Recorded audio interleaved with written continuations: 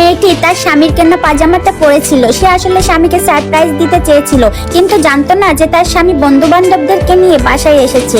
স্বামী তাড়াতাড়ি কাশির ভান করে তাকে ইঙ্গিত দিল এবং বন্ধুর চোখে হাত রাখলো। অচেনা শব্দ শুনে মহিলা লজ্জায় লাল হয়ে দ্রুত বেডরুমে ফিরে গেল। স্বামী বন্ধু বান্ধবদেরকে বিদায় করে এসে বেডরুমের দরজার পাশে দাঁড়িয়ে স্ত্রীর নাম ধরে ডাকলো। মেয়েটি নিশ্চিত হলো যখন বুঝলো এখন রুমে আর কেউ নেই। স্বামী লক্ষ্য করলো স্ত্রী এত লজ্জা পেয়েছে যে জুতো পরতেও ভুলে গেছে। তার পায়ে ঠান্ডা না লাগবে বলে তাকে কোলে তুলে নিয়ে মমতা করে পায়ে মোজা পরিয়ে দিল আর হাসি মুখে বলল আর কখনোই খালি পায়ে ঘুরবে না। স্বামীর এই যত্ন আর ভালোবাসায় মেয়েটি আবেগে ভেসে গেল।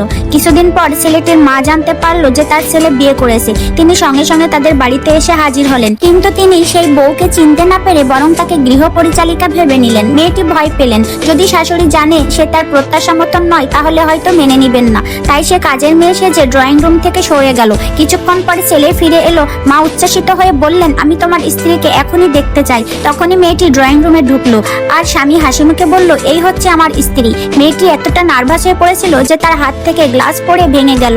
গ্লাস তুলতে গিয়ে তার আঙুল কেটে গেল। স্ত্রীর আঙুল থেকে রক্ত বের হতে দেখে স্বামী তড়িঘড়ি করে ছুটে গেল। সে খুবই চিন্তিত হয়ে পড়লো। মেয়েটি মৃদু হেসে বলল, আপনার এই যত্ন দেখে মনে হচ্ছে আপনি চাকরানিকেও এতটা ভালোবাসতে পারেন। এই দৃশ্য দেখে শাশুড়ির চোখ খুলে গেল। সে ছেলের চোখে স্ত্রীর জন্য সত্যিকারের ভালোবাসা দেখতে পেলেন।